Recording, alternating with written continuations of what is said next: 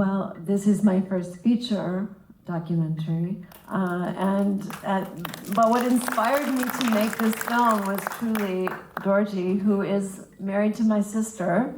Dorjee's my brother-in-law, and I was actually working in a completely different industry. Filmmaking is my second career, and Dorjee and Karen got married and invited me over for dinner, and Dorjee started telling me the story of his sister, and it was just one of those stories that just catches you, like one of those aha moments you have, that this is an amazing story that should be told, that should be widely known, but truly was only known in Nepal, had never been told outside of Nepal. And Pasang, is very famous in Nepal, but nobody had recorded the details, and that was the impetus, that was the spark that started me on this journey together with Dorjee and so many other people, all those names you saw scrolling down, and this 10+ year journey to make this film and bring Pasang to the world. As a Nepali woman, I definitely feel a lot of those stories that are still happening right now. So I appreciate, this story, bringing them to foreign lands and you spreading it all over the world. Thank you so much. I think we can open questions to the audience now. Anybody have any question for Nancy or Dorjee? Yep. Whatever happened to the other all-women's Indian team that went up with the one Nepalese lady? What was their story? What happened there? Nothing really happened. They have claimed that saying that my sisters summited but didn't make it back down. There was a little bit of an issue later on, but then the Nepalese woman who with the Indian expedition came out saying that she's very happy that the Nepalese party did summit it first. I will just add to that I think, I want to say six or eight of those women on the Nepali or on the Indian team actually did summit, but they didn't let either of the two Nepali women summit. So.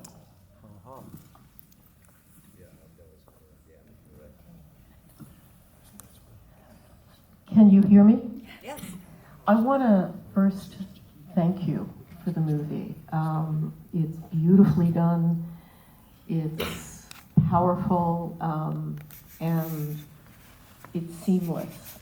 The people are as glorious as the mountain. And this is from someone who I will never summit higher than Capitol Hill. That's not entirely true, but I'm not sure if I have a question for you so much as praise, but I do have one question. What was the toughest part of the film, either to make or to create? There were lots of really tough parts of the film, I would say. I mean, it took 10 years. When I started with Dorjee had actually started to try to make this film with another filmmaker, Rick Tejada Flores, who's a wonderful documentary filmmaker from the Bay Area. They went to Nepal in 1998 and did some of those really old interviews, which thank goodness we have those, of Sonam, Pasang's husband, and when he was young, and talking about the tragedy, etc. But I had those tapes, and then a couple big PAL tapes from Nepali TV with all of that funeral footage, and that's literally all we had. So gathering all of the material, all the archival material, wanting to be very careful that everything was accurate, and that what the mountains we were showing were actually Everest, that we weren't throwing in a little footage from New Zealand here and there because it was easier, cheaper. But so gathering the material and finding people that knew Pasang and were willing to talk about her, because the story was very one-dimensional that we started with. There's a couple paragraphs in the history books in Nepal, but all of the nuance of the story came from talking to finding the journalists who were there, who interviewed her back in the 90s, finding Raju, who really discovered her and made her famous in Nepal, finding these French people that climbed with her and literally inviting myself over to their homes in Chamonix and asking them to go look in their attics to see if they had any pictures of Pasang. So that was, I would say, perhaps, one of the things that really made it a long journey is finding all the material. Yeah, thank you.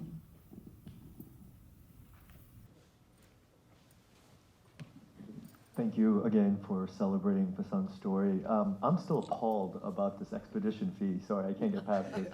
I'm curious, what was the explanation? Was it bureaucracy? Was it greed? Dare I say, was it sexism? Were there men who tried this for their community and were charged? I just can't believe someone who's so committed for her cause to be charged. It's appalling to me. I can say a couple things, and then maybe Dorjee wants to add to that. But I would say that lots and lots of politics. I think it was all about politics, and there, Pasang.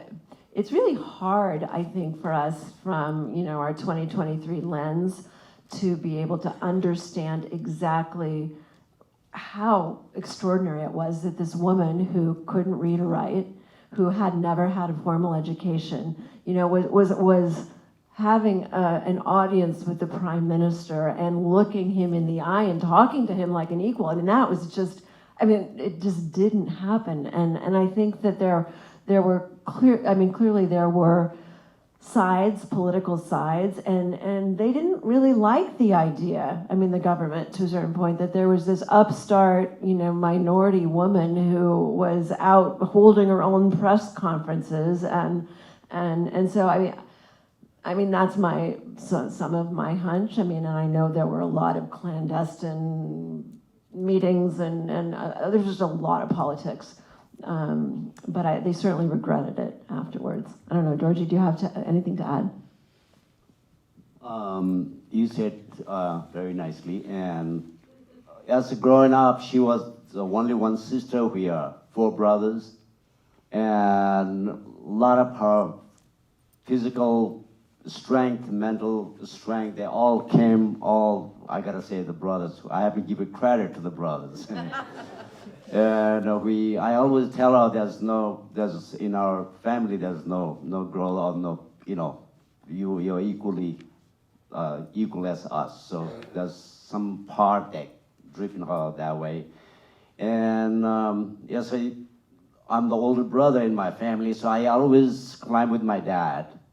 And she was always very curious about, why can't I go with you? She always questions. And the other hand, my dad was a little different, but my mom was very traditional, that women should stay home, get married, and have family, no climbing or not going to schools and getting formal education was not my mom's thing. So basically all the brothers and my dads, and she gave her lots of mental strength. And then I think that's how that she was. I saw her as starting how motivated and pursuing her dream. That's how I saw her. I don't know if that question's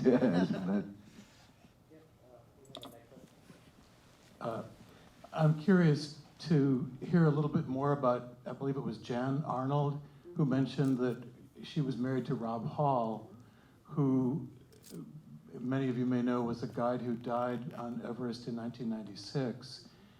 I wonder if you could say a little bit more about her role in the movie and what it was like for her to participate, having given so much and lost so much on Everest. Well, certainly this was a part of the research that we did to try to understand who was there on Everest in 1993. And pretty much everybody was there. If you were a climber, because it was the 50th anniversary? No, what was it? It is. It's the 70th this year, so it was 30 years ago, right? So of Tenzing Norgay and Sherman Hillary. Anyway, she was there. We found out that she was there. We had a list of people, who were there that we wanted to talk to, and it turns out that my first editor, Richard Levine, is from New Zealand, and his brother is a physician, and Jan's a physician. She's practicing still in New Zealand. And so that's how we found her. I mean, it was like the detective work. And once we found her, she was incredibly gracious and really wanted to participate because she remembered Pasang. And that was one of the things that was really important for me about making this film, is just as an aside, is I didn't want some narrator telling the story or people who are, distant from the story. I wanted only people who had known Pasang to tell her story, and Pasang herself. And so Jan was there, and she met her and she remembered her very, very well. And so she was actually in the middle, when I first contacted her, of filming the big extravaganza Hollywood film, Everest, which I think was really emotionally taxing for her. And there were actually two other people, two other New Zealanders who were in that group who I also talked to, and they decided not to participate in this film. But Jan, she absolutely wanted to, and she, some of the, everything she said didn't end up in the film, obviously, but one of the statements that I always go back to with her was her, talking about it's so easy for people to be, Monday morning quarterback and judge what happened on the mountain, and you can't judge unless you were there. And so, I've spoken with her since, and she's very pleased about the film. She's very pleased to have Pasang's memory sort of preserved. All right, two more questions. Yeah, go ahead. Dorjee, would you please tell the audience how many times you have climbed Mount Everest? All the other mountains too. Well, my one was enough, and I summited in 1979 with German and Italian expeditions, and that was enough for me.